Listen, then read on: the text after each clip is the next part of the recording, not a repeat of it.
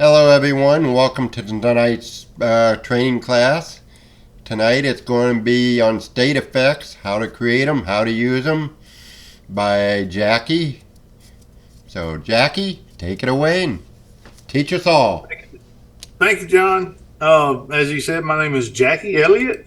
I am one of the members of EFL Designs. And I'm going to try to do a little bit on showing you how I use states. I'm probably not going to go into every single thing that it's capable of.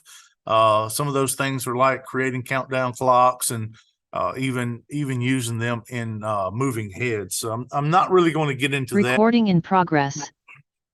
So I'm not going to get into some of the states that you can use. Like I said, the moving heads, that's a little bit different animal. Hopefully by the end of this, you can kind of pick up some of the things that you can use for states with moving heads, but that's not going to be the topic of the discussion tonight. Or I'm not going to talk about the different timings that you can do with those. But what I'm doing with them is a little bit different. I'm going to start sharing my screen here. I've got a few models that I've pulled into my layout here. I have the snowman, the bat, and the gummy bear.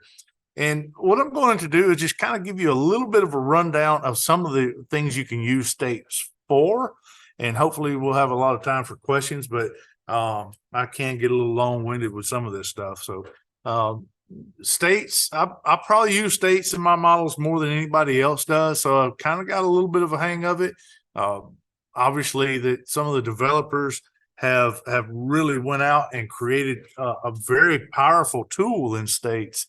And if you're not utilizing states, hopefully by the end of this little session, you'll see where you can use them and get a lot of good use out of them. So especially with singing faces and some other models as well. We'll go over that towards the end of the session.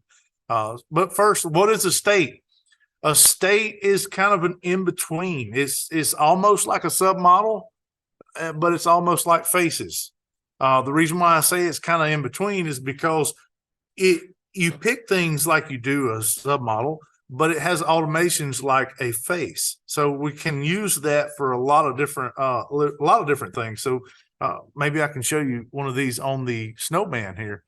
Where you get to states, once you bring your model in, you come over to the model property, and here you have submodels, states, dimming curves, faces right here in this list, but states is the one we want. I'm going to go into the three little dots and bring up this. And what we have, I'm going to try to zoom out just slightly if it ever catch up. There we go. So what we have is we have a bunch of different states, and I'm just going to talk about how we can utilize this window here. You have the name of the states. I'm going to drop this down and you'll see there's only one here in this one. You can have as many as you want. It's not going to overload your X model if you decide to do that. But the way you can do that, you can click add, and what add will do, you can give it a name. I'm just going to say K, just for purposes, and it gives you a blank slate. And with that blank slate, you have quite a few lines that you can define. It used to end at 40, but now you have 200.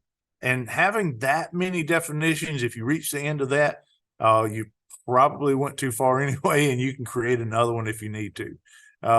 You can also click these three dots. You can copy, rename, import from another model.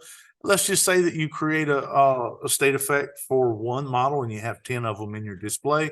You can import them really easily, or you can have them right there ready to go. Import from a file. That's if you have the X model somewhere else on your computer, you can just import it directly from there. And then shift nodes, reverse nodes. Those are some of the ways that you can kind of repair some of the numbers.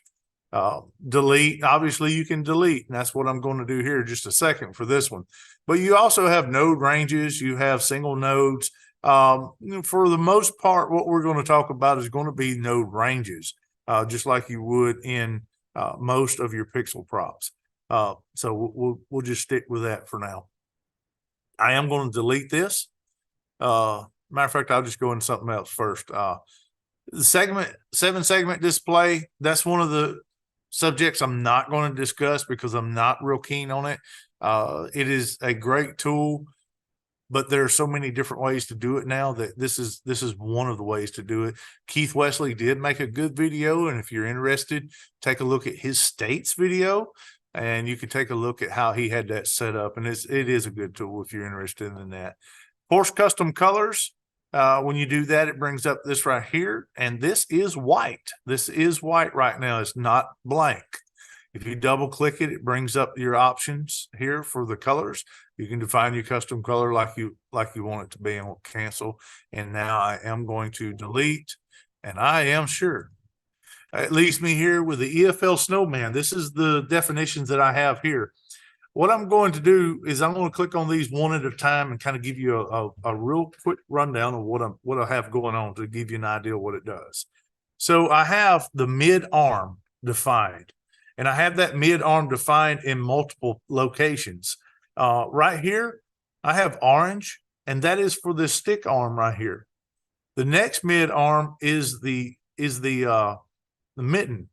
And then if I come on down here, the next mid arm, this black right here, what I'm doing with it is I'm actually blacking out the lower arm, which is part of the face effect. So if I click off there, you'll see it's right here. And when I click the black, it makes it disappear. So under static conditions without using states, this lower arm is actually lit up like it should be.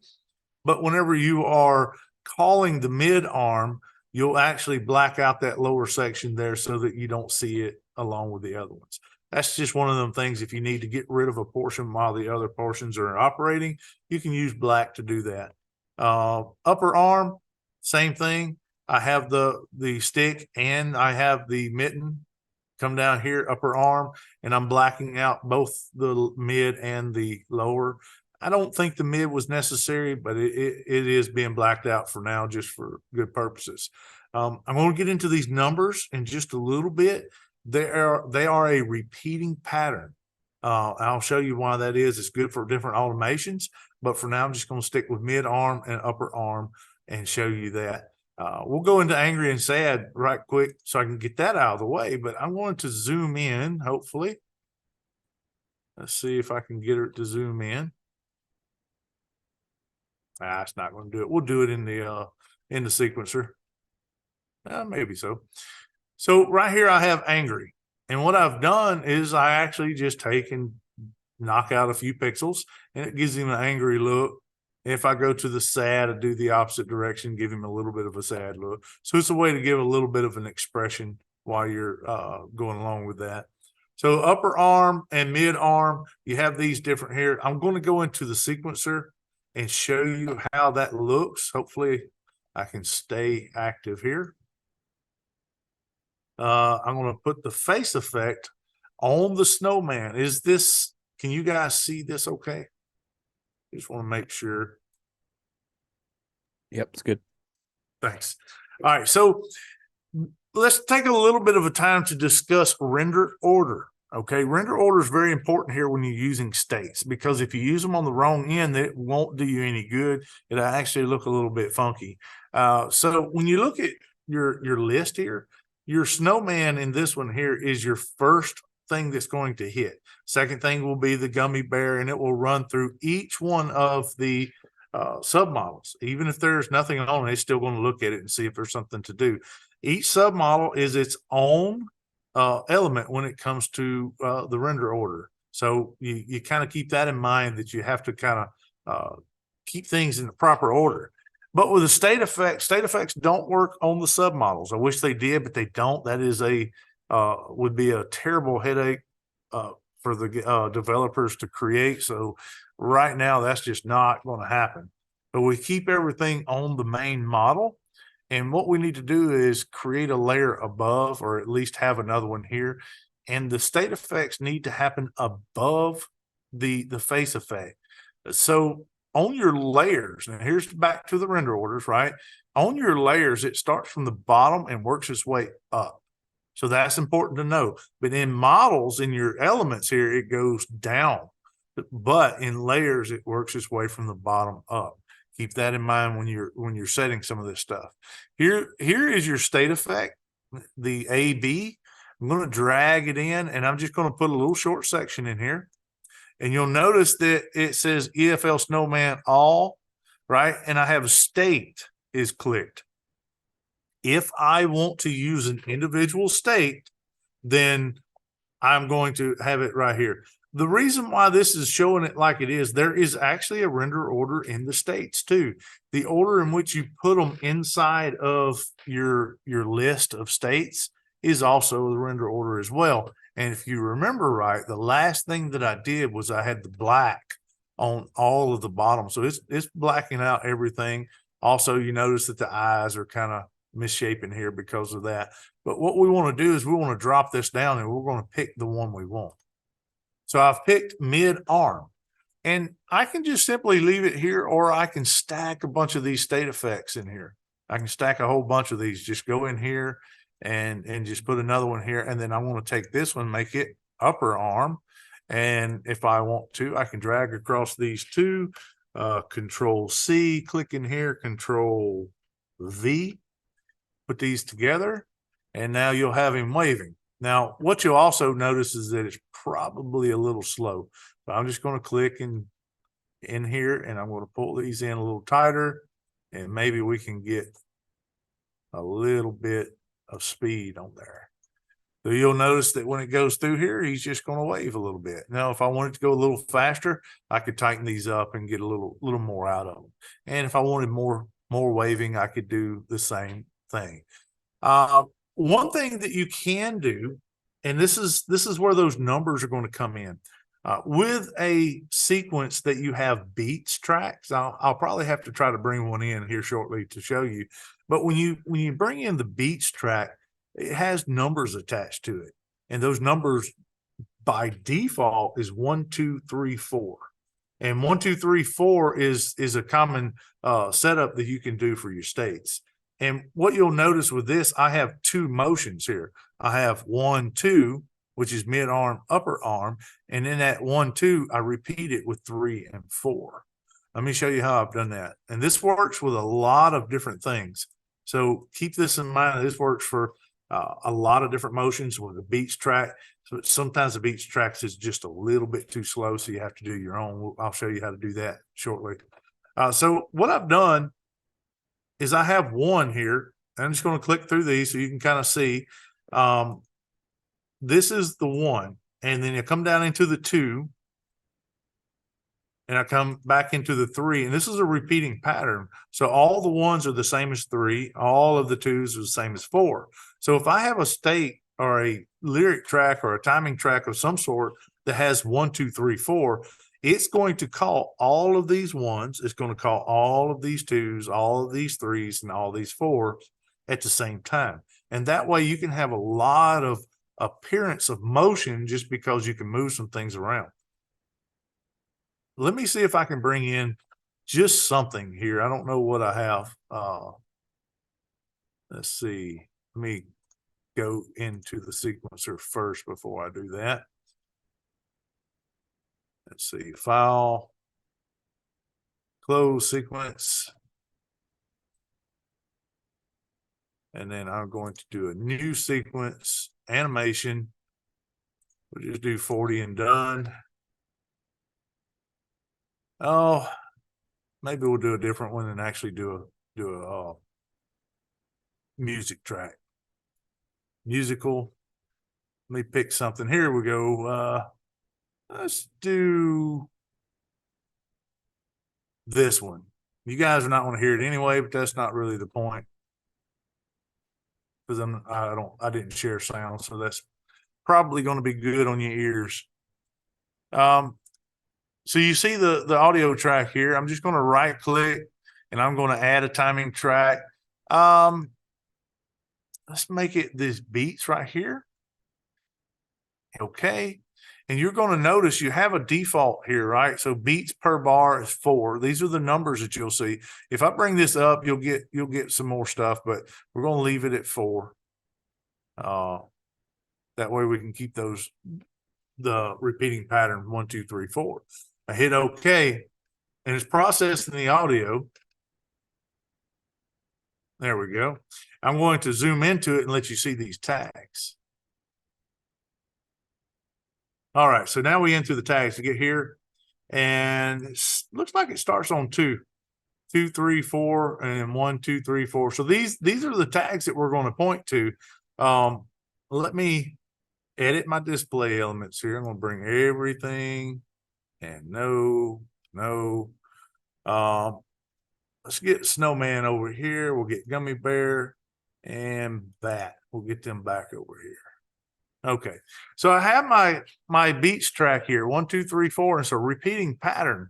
So I'm going to put a face effect onto here, turn my beats track off, and then I'm going to hit Control, Shift, left arrow, right arrow, and then I'm going to right click, insert layer above, and I'm going to put this here. I'm going to zoom out slightly. You know the numbers are there, so that kind of shows you what they are. I'm just going to bring this out a little bit so that we can do this. Click right in the middle of it. You'll notice that I have timing track is EFL Snowman. That's the only one I have for this one, so it's not anything to worry about. But sometimes you may have several. You'll have to pick the right one.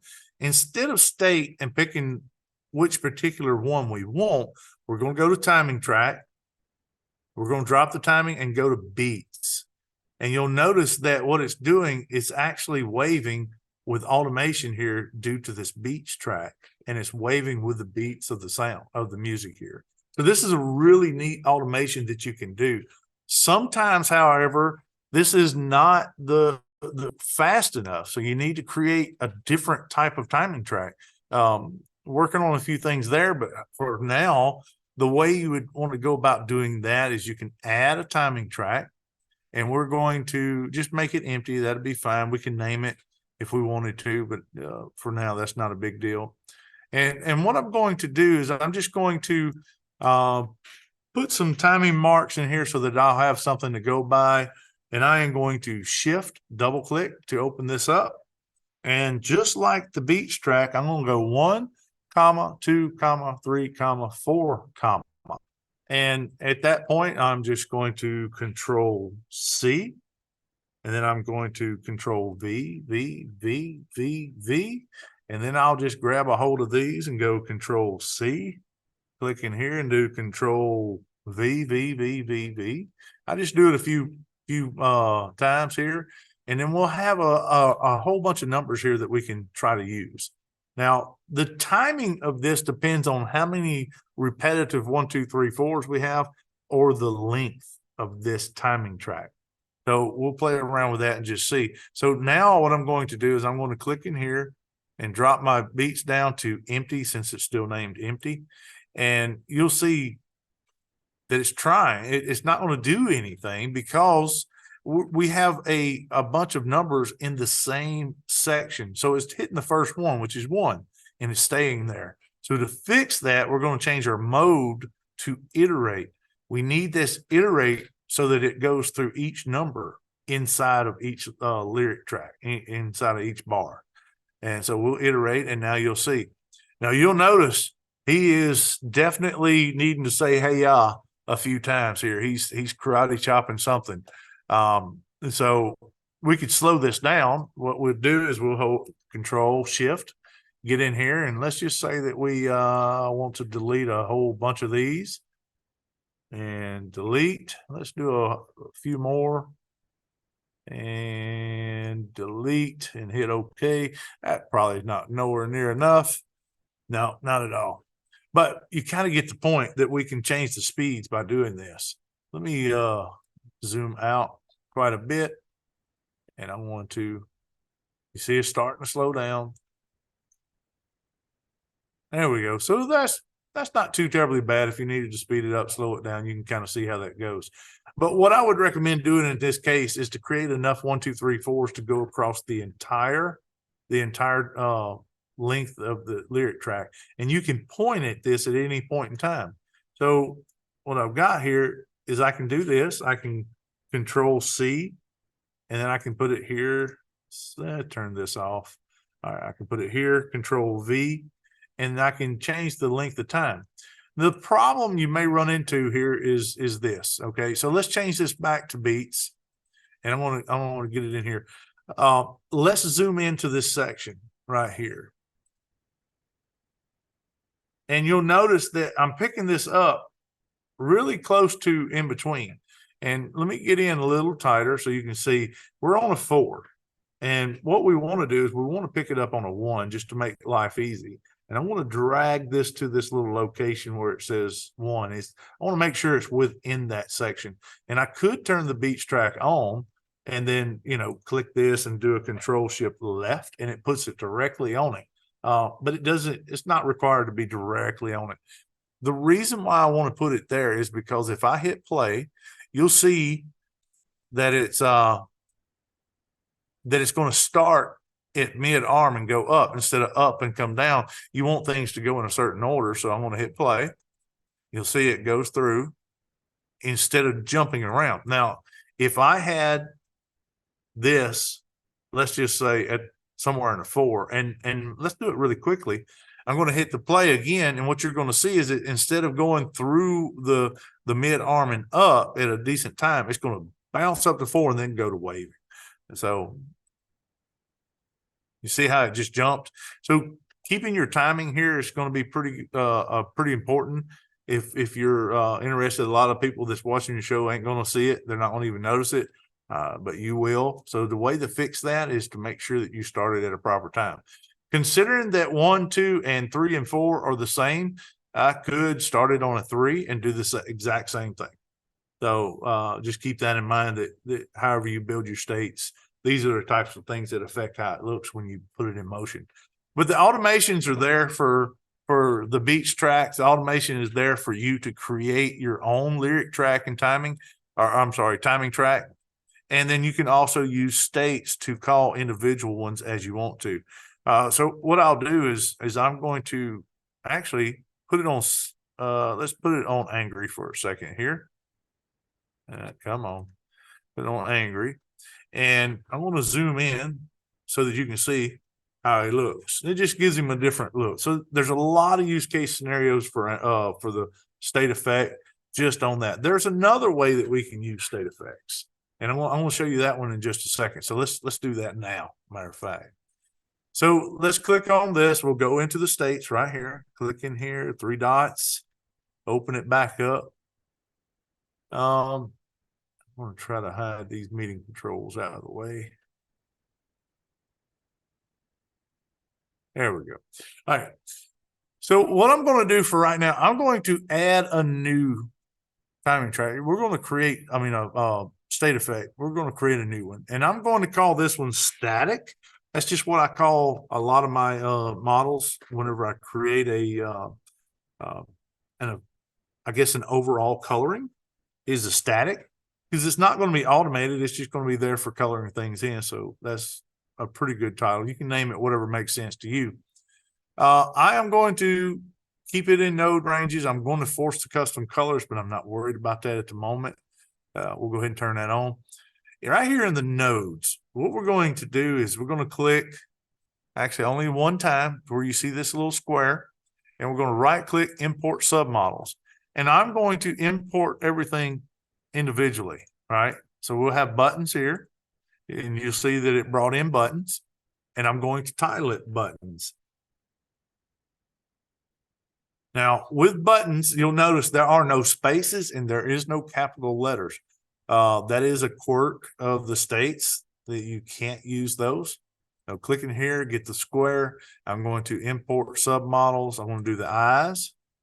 Okay. And again, I'm just going to, all right. And then click in here. Now, if you have the cursor going and you right click, you get a different menu, and it's not the one you're wanting to go through here. So import submodels. We're not going to do arm high, mitten high, arm mid, none of that. We're just going to do the actual part that I want it to just stand there and look pretty. So this is the body.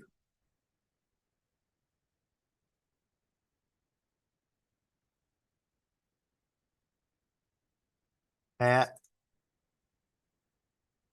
And I'm not going to go through all of these, but I'm just going to do enough here that we can get an idea of what's going on. Let's go to the scarf. And you can break these down. You don't have to import submodels. You can actually just go through and pick what you want. So what I'm going to do, what was that? That was the scarf. Now you'll notice I just made a capital letter here. I'm going to leave it like that so you can see the error that pops up. I'm not going to do this one. I'm going to just click and drag across the particular ones that I want.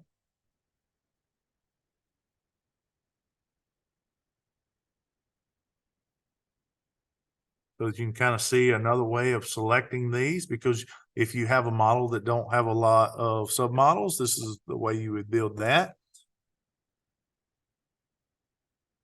All right. And then I am going to do just for speed here.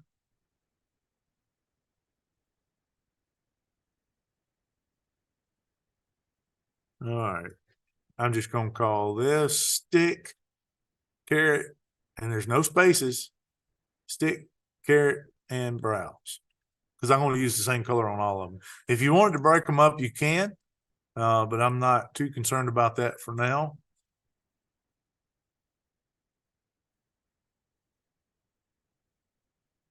I'm just going to pick blue. For the scarf, it's going to look really terrible. Mama's probably going to get on to him for not matching, but that's okay. What we got here? A hat. Let's go with the blue on the hat. Maybe at least match a little bit. Body. So this is my personal preference on the body.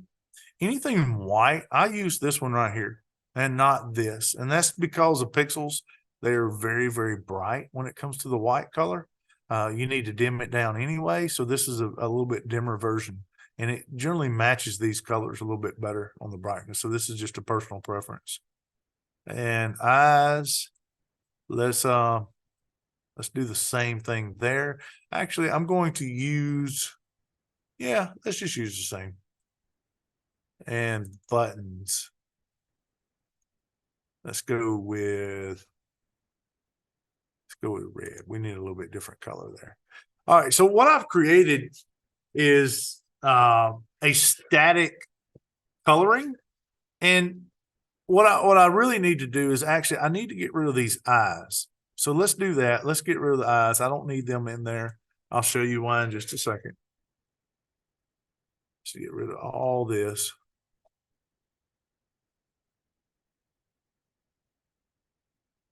Okay, so what we have defined, I'm just going to click up here and state the word state, and it kind of lights everything up, and you can see what you have. Still shows me having the eyes, but okay, there we go. They went away. So here's what I have colored in right now. I don't have the eyes and I don't have the mouth. And the reason why I'm leaving those out is because we're going to use the face effect to actually utilize those. And we'll use the state effect to actually color it in. Now, with this one here, the reason why this is even here and available is because if you want to color in a prop and have a whole terrible bunch of different color coordinations that you want, let's say that you have a bunch of different teams that you like, maybe one day's blue day, one day's green day, whatever you want to put on there, you can create as many of them as you want to. And the way you would do that is just like this. You create the colors like you like, and then you come to this little 3 dots and you hit copy. Now, I've named it static, but if you want to name it blue or green or purple or whatever makes sense for your coloration, then you can do that. So I'm going to hit copy, and I'm going to just rename it. We'll name it static 1. Hit OK, and I'm going to come here and change the colors of the buttons. I'll change them to blue. Hit OK. I'll change the hat color to, let's say, green. Yeah, he's definitely getting in trouble. Scarf is blue. We'll leave that alone just because it's really, really tacky. Okay. So here is our error. Look at that. Scarf contains invalid characters. Okay. Character or characters. So I'm going to hit OK. We already know the problem here. So here's scarf. Let's go back to static. And let's go back to EFL Snowman. It may have fixed it already. I don't know. Let's see what happens. No. So what we're going to have to do is we're going to have to take this out. So let's just delete that and just retype that in. Let's go to static 1. We'll do the same thing there. All right, let's try that. Look at that, it fixed it. Save it. If you don't save it, you'll lose it. And let's go to the sequencer. All right. Now, when I click on this face effect, you're going to see a couple different options down here. I have a bunch of face effects that are actually here already. We can use Cheeky. They're colored in, so you don't have to worry about those. But show outline, you'll notice that the outline, we have eyes that are defined here. So this may get a little wonky. Yeah, so this may get a little wonky. We may need to refix that. But just for the purposes of this, show outline. And we're going to use this as an outline. We're going to go static 1 and look at the colors that we have. Right? We have the green hat. This is an eye, so it's overriding it. But if it wasn't there, we would color it in correctly. Let's go to static. You'll see the blue hat. So these are ways that you can actually create different outlines, and you can create as many of them as you want.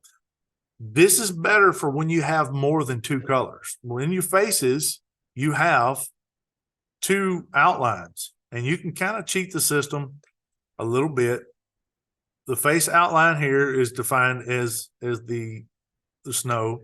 Outline 2, I'm doubling these up and just letting them use the same colors since we're kind of limited. But with states, you're not limited, so you can kind of create as many of them as you want.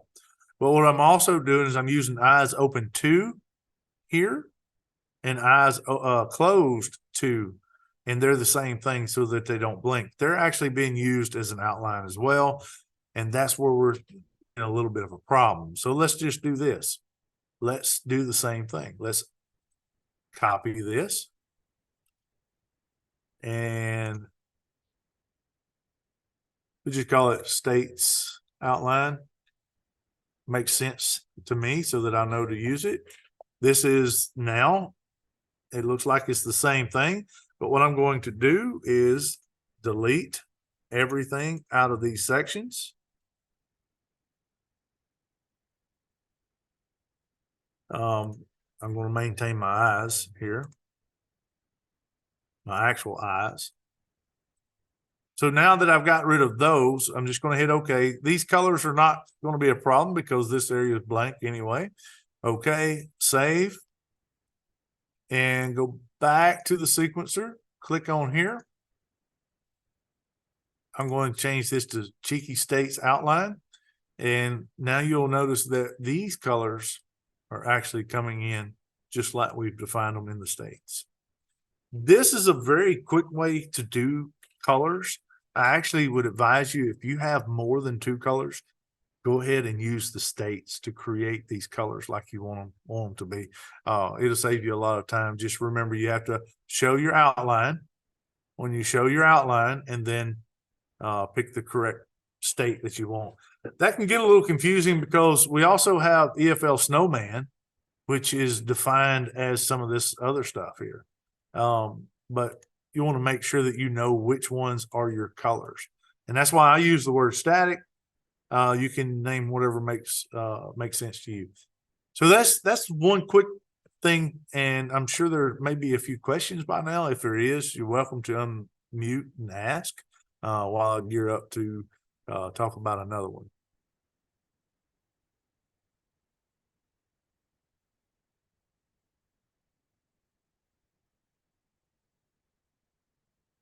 All right, so it is clear as mud. We're going to move on to the bat. And what we have here, we have their submodels here, but I actually opened the wrong one. Submodels. Yes, I'm sure. Let's go into the states. All right, so you'll notice that there's a lot of similarities here. 1, 2, 3, and 4, right? So 1, 2, 3, and 4. And these are just black. Okay, the purpose of these is to black out a section of the bat that is lit up. We also have each individual that we can call if we wanted to, but the 1, 2, 3, 4 is the automation that we can use with the beats track and that sort of thing. Before I get out of this little window, I want to make a suggestion. If you have two bats or two of anything and you want them to change directions from each other, then all you need to do is switch your numbers. So change 1 to 2 and 2 to 1, 3 to 4 and 4 to 3. And that will actually make them swap directions. And you'll have bats that are flying in different formation. So you see our automation here. All I'm doing is blacking things out. And to make this make sense, let me show you the face effect. Yes, I'm putting the face effect onto the bat because it makes it a lot quicker to color it in, and it's got eyes, and I can take it and make the eyes blink. It gives you a little more character. So what I've done is I have both sets of wings defined on the bat. I have a different color for the outline of the bat versus the inside of the wings of darker brown, so it gives it a little bit of a shade. I have the mouth here, and it's an AI. The reason why it's an AI, and you can put it all the way across, but AI is the default when it comes in. As long as you're not pointed towards a lyric track, it just will always be lit up. It's also at rest, so that if you do actually go to a lyric track, it's at rest. Open, your eyes open. What I've got right here is these eyes are open, and if it blinks, they just go out. But the biggest key here is these two sections right here is I have the entire model lit up with the face effect. Let's go to the sequencer. I'm going to click right in the middle of my face effect and drop it down to the bat. You see that the bat, we got an arm flying around. Let me delete that, get that out of the way, a little distracting. So we got the bat lit up here, and it's everything that is there. So if I wanted to, I could change this to static face, and he just sits there and looks, cool. But if I change it back to bat, I light up everything, and now this is where I can use my state. What I'm going to do is I'm going to show you something wrong. Insert layer below. I'm going to put my state effect here below. And if you'll notice, there's nothing happening. Okay. That's because the render order again, right? Render order is here. It hits this first. And remember, all I'm doing is blacking things out if I actually do a timing track. So let's do the timing track. We're on beats, which is good. Okay, so the state effects is working. It's just working underneath the face effects. And now that the face effects is actually covering up anything that it might would do. So we're not seeing what we need to do. I want to hit up, get that out of the way, hit this, click this again, and come down below it. Click into the state, and you'll see it's very short. Let me stretch this out a little bit. Again, I want to start on the 1, right about there. So you'll see that this bat is actually flapping, and that's because it's iterating, but or not iterating, but it's running 1, 2, 3, 4 over and over and over again, and it's going to look like it's flapping to the beats. If you had two bats, they could flap opposite if you changed them up. If I wanted to, there's two ways to handle this.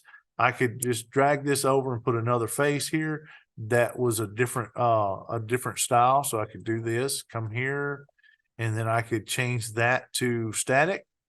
And then this way, as it's not being utilized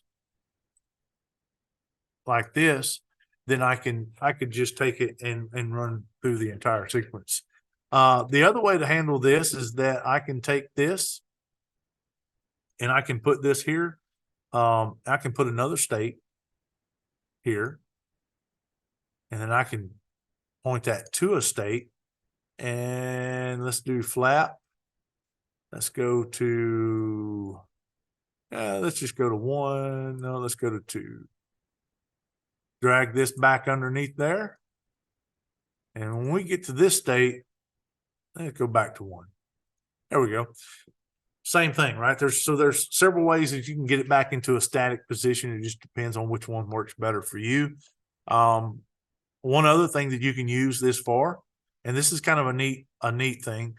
If you had your bats in a group, it would do the very same thing as if you were putting something on a lower level and then putting the state up above it.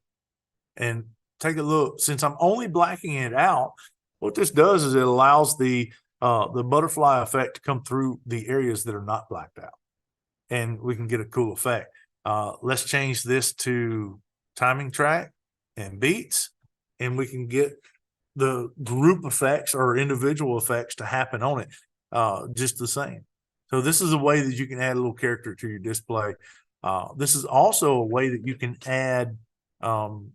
add different elements to your whole group without messing things up. So if you have a flying bat or something that moves, this is a really good way of doing that. Any questions on this before I move on? Because I know we're running really low on time. There's so many things that we can do, but we can stop and answer questions if we need to.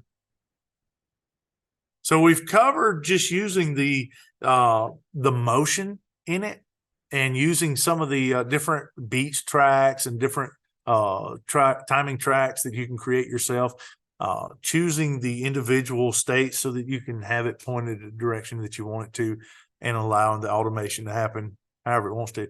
But there's other reasons to use states, and let's talk about a couple of those. One of them I'm just going to touch on really quickly because it'll make pretty decent sense to you right off the bat.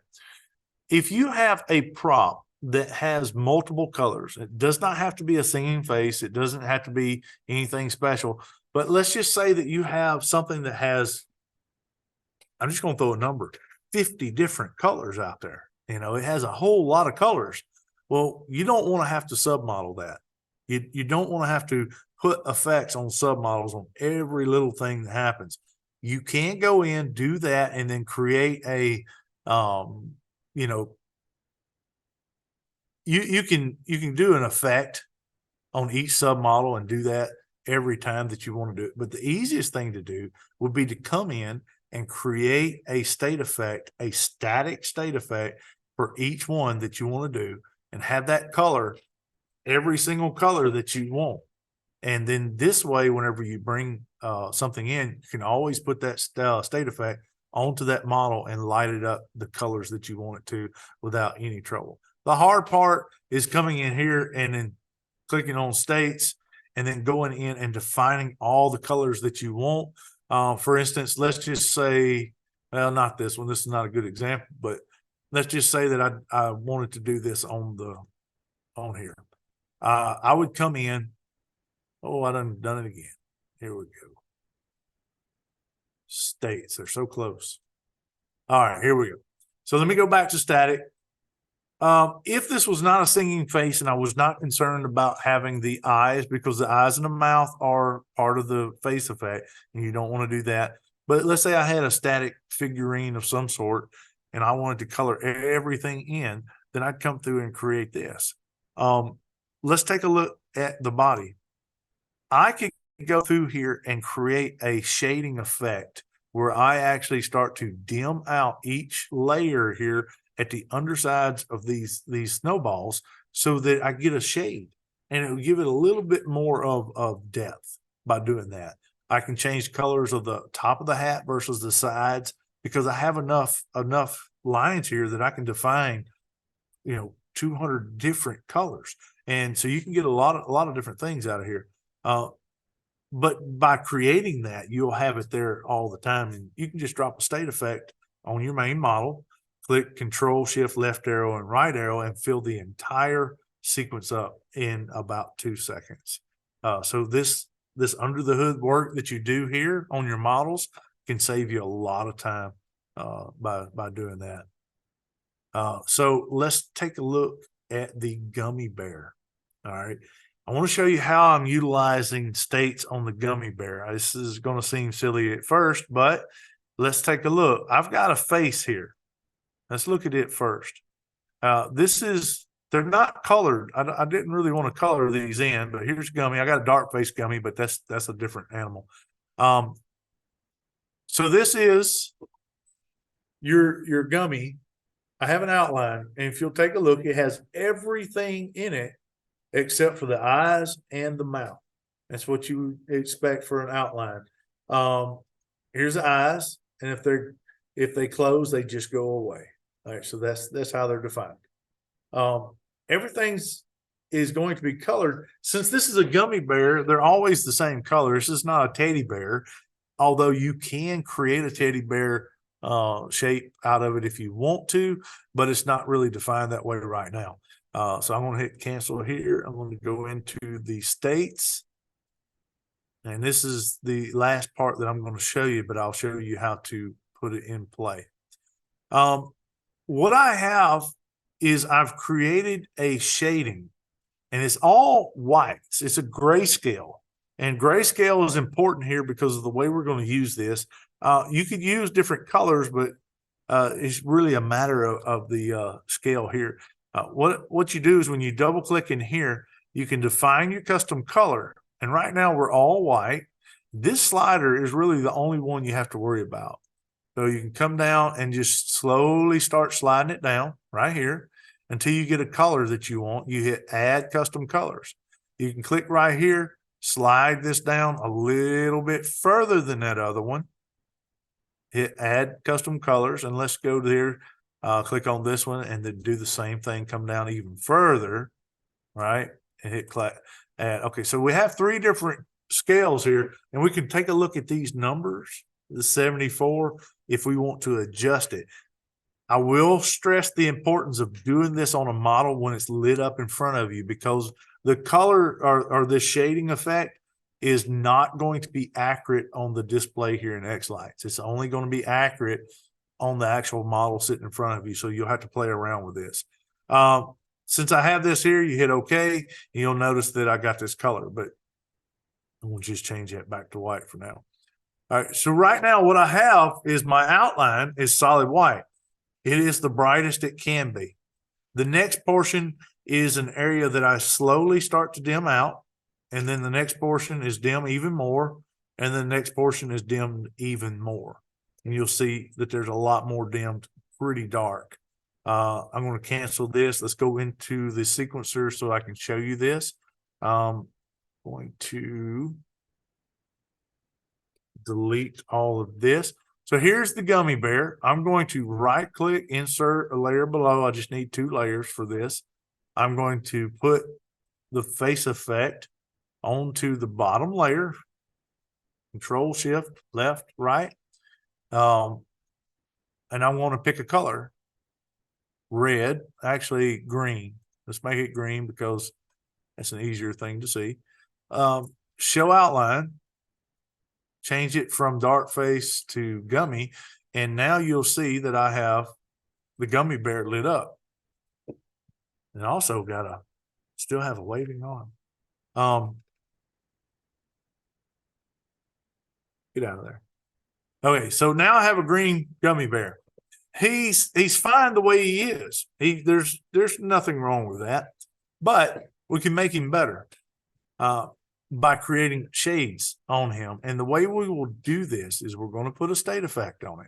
I'm going to put it on here, and I don't care how many times you put the face in here. Like if you have blanks areas that are not there, you can always take this one and do the Control Shift left arrow, right arrow, because it will not show up in areas that it's not being utilized.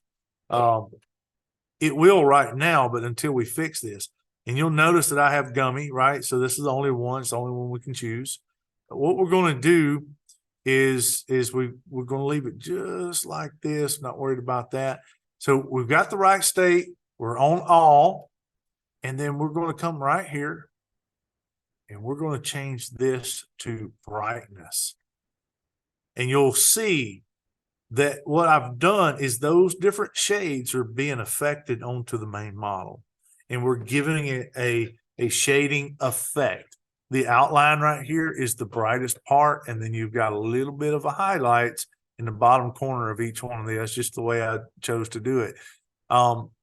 what that does, and you'll see that it's really, really dark right here on the display, but it's not on a real actual prop in front of you. So remember, play around with that in front of you. If you need to use some shading effects, this is one way to do it. You do it with the brightness, layer blending style. And like I said, this is a grayscale. By applying that over top of the face effect, we're just creating a shaded and give it a little bit more character. You can also create a group that has all of your models in there, and if as long as you name them the same thing, like if I named them Gummy, for each one, or if I named them Dimmer, and it doesn't matter how many models I do. If I name them Dimmer, I'll create a group down there, put everything in it, put a state effect in it, and then whenever I come over here, I would come down and say per model default, and it would apply that same dimming effect to each model that you have. So you would only have to do that one time. But that group has to be at the bottom. Then that is a render order issue just the same. So just keep that in mind. With that, I am going to stop. Is there any questions before we call it quits? I know it's pretty straightforward and not a whole lot of things, but if you play around with it, I'm sure you'll have a few questions. But if there are any questions, I'm here to try to answer. Jacky, if you load try to import a sequence that has the state effects on it, how do you have to do that? Not quite following as far as like it should come in already defined, right? So whatever you have, like let's say I package this sequence up and send it to you, these would not change, right? So the timing and everything would be there? All the timings and everything would be there as long as you bring them in. Yeah, these timings, and let's say that I wanted to set this to a timing track, which obviously would not work for this particular case. But let's say it was assigned this way, it would work. It would come in and already be set for you. The timing tracks, empty, and the beats, those sort of things would already be there. Okay. So yeah, those would be pretty easy to do. You wouldn't have to worry about that.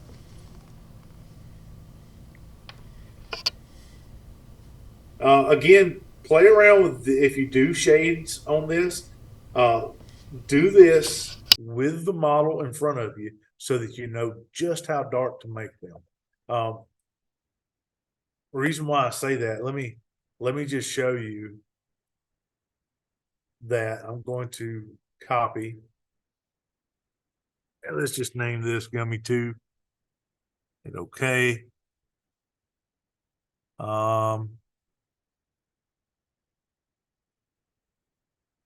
Let's define this color way up here.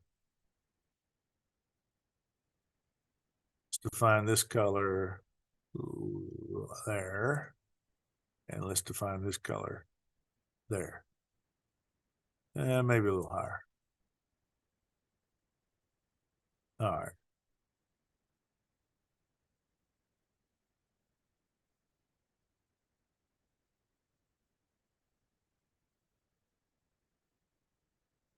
All right, so I lighten this up, and let's take a look at that one so you can kind of see how that actually looks in the sequencer.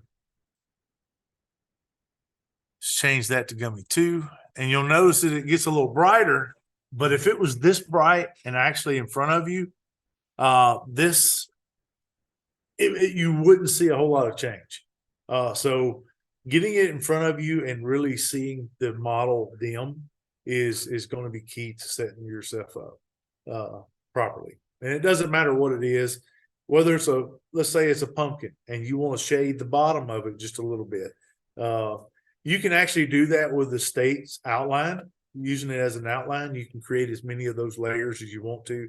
Get yourself some different shadings on there and give it a little more appeal. Instead of just a flat colored prop out there, you can give it a little bit of a depth. Anyway, so with that, any more questions before I turn it back over to John?